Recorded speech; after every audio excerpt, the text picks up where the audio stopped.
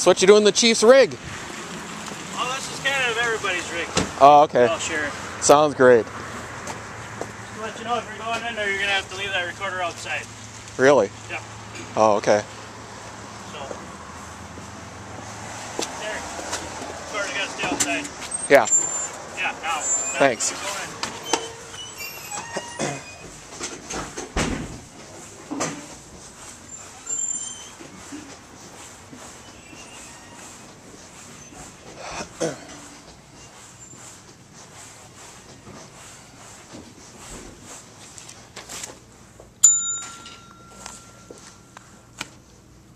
Hi, is Dave Iverson around? I'll check. Thanks.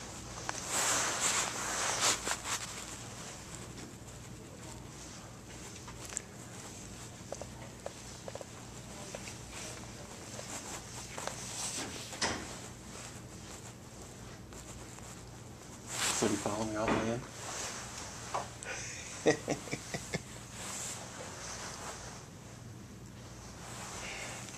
in? Okay. Here, give Dave Iverson this November 30th, 2011 voluntary statement of Gayle Nemmers and December 5th, 2011 Danter letter. He should be out soon. Thank you.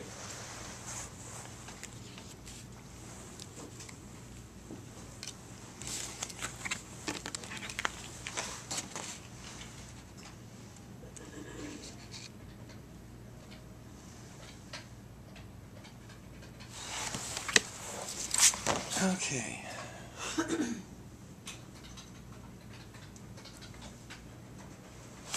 Dave, how's it going? Good, how are you? Super. I got some information here. My mother made a voluntary, you can hang on to that. It's a voluntary statement on November 30th with Chief Danter. And then on December 5th, they called us up and said it was ready. And that was the same day that I got the letter from Chief Danter confirming the fact, well, at least he said that your officer, Khan, did not have his recording device running at the time of my malicious arrest back on September 7th, 2011. Okay. Which just happens to be coincidental because that was the day that I actually needed it, and he sent it to my home, so I didn't get it till the 6th. So then we came on the 6th and picked up the statement from my mother, and we went home and we read it, and there was a disc along with it with the audio, and we played that, Okay. and we found out that the written statement does not match the audio. Because one of the questions it says, my mother answers, well, that they came in and they said they had a warrant, but actually they didn't have a warrant signed. The signed warrant came a couple of days later. That's what it says, but if you listen to the audio, it says 4 days later. Clearly says 4 days later. Okay, and the other one is my mother on the statement says, well, they stood outside a quarter mile trying to entice him to come outside the door. Well, if you listen to the audio, it says for quite a while, not a quarter mile. Okay. Now, according to Minnesota Statute 609.43, misconduct of a public officer or employee, Section 4, in the capacity of such officer or employee, makes a return, certificate, official report, or other like document having knowledge it is false in any material respect is guilty of a gross misdemeanor. All right? So, I've provided you with a copy of my mother's statement there on that. Mm-hmm. We have provided you with a copy of the recording that the chief provided, Okay. and that's in a format that I couldn't play on my computer. So I converted it to a WAV format and an MP3 format for you to listen to at your convenience, and then I also included the letter of December 5th. Okay. Because when I confronted your chief right out here in the hallway, or the waiting room, whatever you want to call it, he got really defensive and wanted me to turn my camera off. And in fact, I was just confronted by one of your officers outside saying that I couldn't bring my camera in here and film. Okay. You know, so and then he followed me all the way in. My mother witnessed that. So, Okay. so obviously, Chief Danter is not very happy about this because with this little trick here, he has connected himself to the July 20th, 2007 home invasion of my mother. All right? Because obviously the chief is trying to discredit my mother, trying to make her sound like some, senile old woman. All right? when actually she knows what's going on. And if you listen to the interview, and I don't know if you know this or not, but I was licensed as a doctor in 2 different states at one time, so I know how to do an interview. Okay. So this interview is a complete joke. I mean, he doesn't try to get any facts out of her. I mean, and then again, what facts she does give, they're falsified. Okay. So I guess that's a real problem. And then also, I noticed on the news that your city councilman, Kyle Thompson, was arrested for first-degree burglary and third-degree assault, which just happens to be the exact complaint that I filed with your chief on Thanksgiving Day. Okay? Now this has fallen into the memory hole. Okay? It's case 20112304. All right? You can check that with your chief. Okay? And your chief said he's going to hand it off to the county attorney. Okay? Well, of course, is involved with this. And see, and in this thing it says that my office will treat him the exact way we would treat anyone else who is faced with the same facts. That's Neil Nelson quoted in the article. Okay, the only problem is he's not, according to what I can see, is not being treated the same way, just like I'm not being treated the same way. See, this, he was immediately arrested, and, now charges are filed against him. And the only detail is, if you look back, and let's see, it was April of this year, a guy named Michael Dale Moan, you recognize his name at all? No. He's a city council member from Starbuck. Okay. All right. He was arrested, or he was charged with credit card fraud. All right. And they shipped the prosecution down to Swift County, and Robin Finke, the county attorney, handled the case. Okay. All right. And it says right here, due to a conflict of interest. All right? So now I have filed a complaint against the sheriff's department here, which involved the county attorney's office, which involved John Staffsholt. Okay. And like I said, my case disappears into nothingness.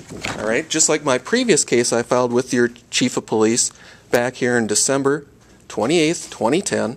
All right? Okay. Both which implicates Neil Nelson of suborning perjurers. Right? So now you can see that there's a real little incest going on here where none of these cases want to be investigated. Now we'll go back to Kyle here. I talked to Kyle right after he was elected. I talked to him on November 9th, and you can watch it on Lion News. Kyle Thompson, new city councilman, on Staffschult's assault on Nemmers, part 1 and 2. I called him on November 9th, 2010, and I uploaded it on November 10th, 2010. All right. So I don't know if this is retaliation against Thompson or not, because he knows what's going on with the city attorney's office. Because I told him that Helen Staffsholt had assaulted me, and this was known prior to the election. No prosecution was instigated against her.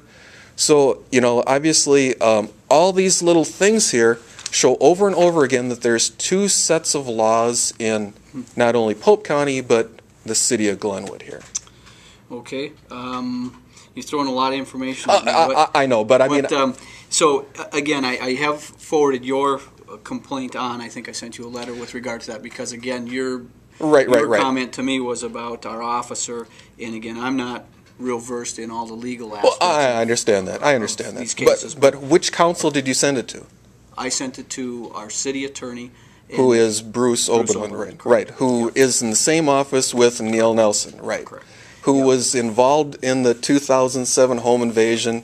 Okay, see, and again, just so you know, that I have to do that. That's my protocol to do. And if there's a conflict of interest, they'll tell us. And it is customary that if there is a conflict of interest, we will send it to a alternate legal source to deal with that, because we do run into conflict of interest on occasion. Right. Well, I guess what I'm pointing out is here's a glaring one right here with your Kyle Thompson. I showed you how the Starbuck councilman, his case was sent to Swift County. Yep. And I don't, and I'm not real privy to all the information. Well, yeah, this is public knowledge. It's on KSAX TV.